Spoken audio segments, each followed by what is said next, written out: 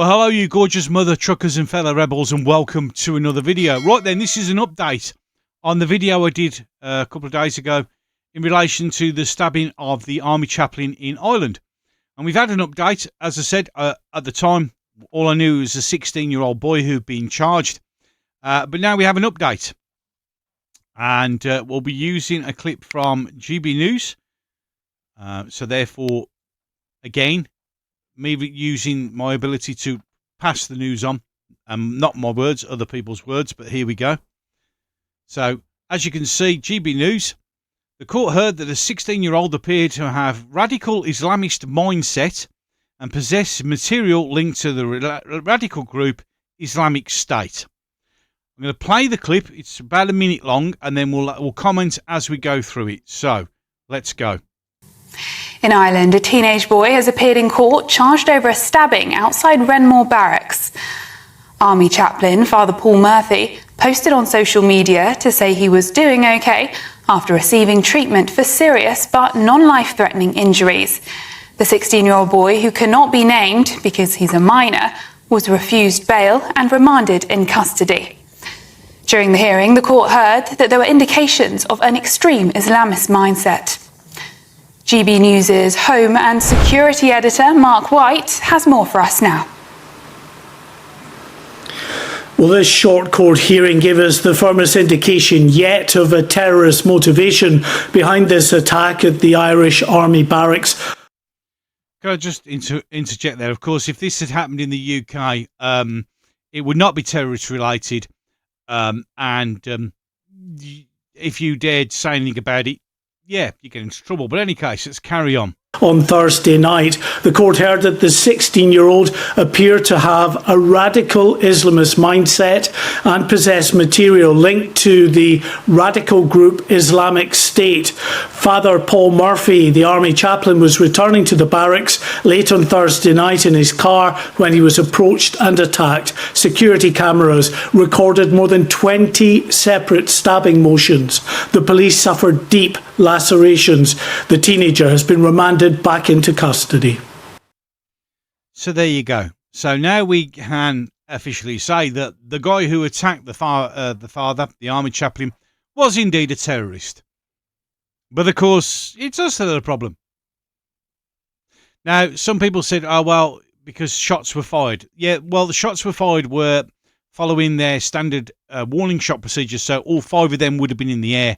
And also, to be fair, even I wouldn't want to take that shot at somebody stabbing one of my colleagues that close. It would be ridiculous to shoot them. Now, I hope the father will recover well. I'm sure he's going to, and I'm sure his faith will drive him through this.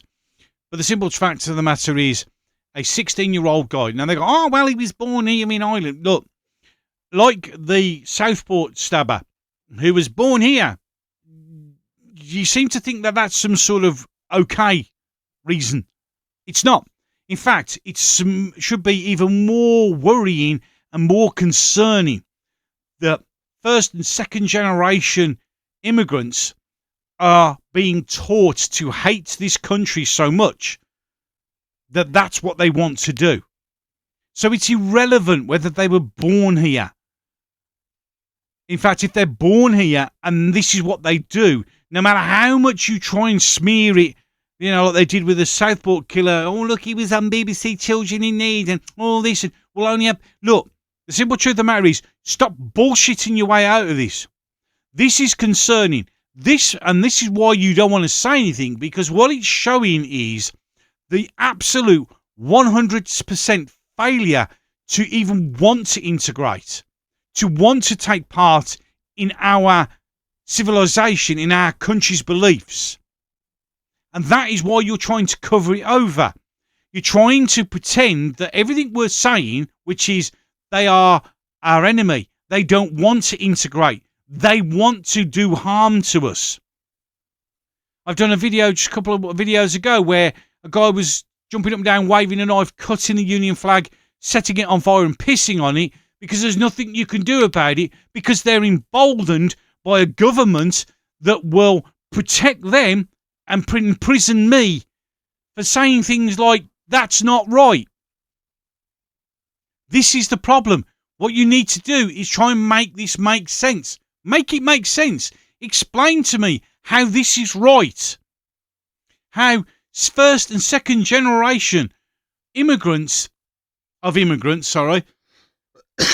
excuse me, are still breeded with such hatred of this country that they want to destroy that flag, burn it, piss on it, run around with knives, stab army chaplains, stab another army colonel outside his barracks in full uniform.